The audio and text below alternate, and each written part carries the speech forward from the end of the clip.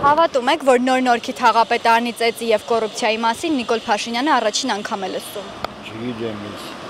չեմ լսում։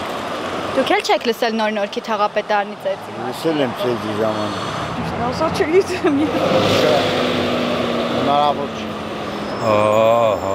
Հավատում եք։ Բնականաբար ոչ։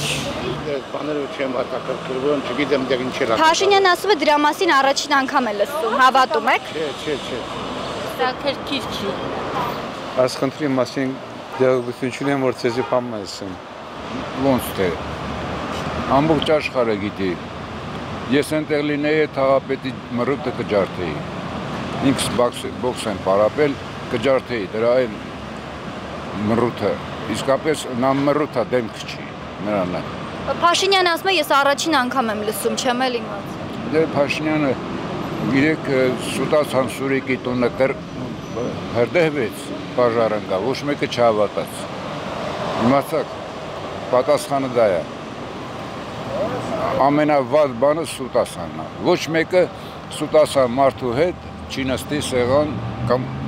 կլոր սեղան, ես նկատի ունեմ, ոչ թե ուտելիքի սեղան, այն բանակցությունների սեղան։ Ես այդ մասին չէի ուզենա ասեի, բայց պարոն Նիկոլ Փաշինյանին կուզեի մի հատ ուղեր ցեղեի ձեր միջոցով, որ պարոն Փաշինյան,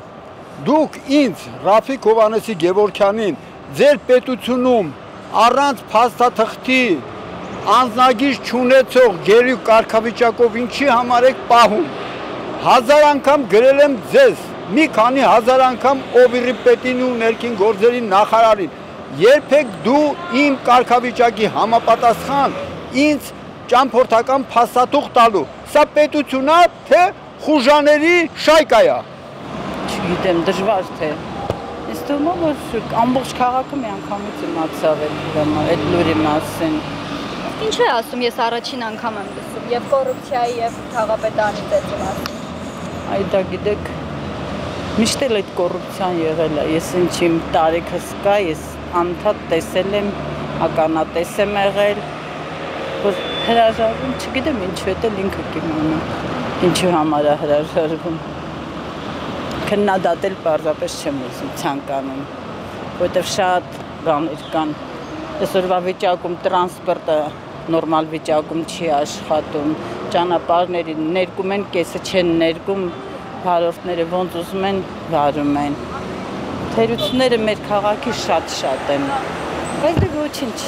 կապրենք, համբերություն Աստված մեզ տվել։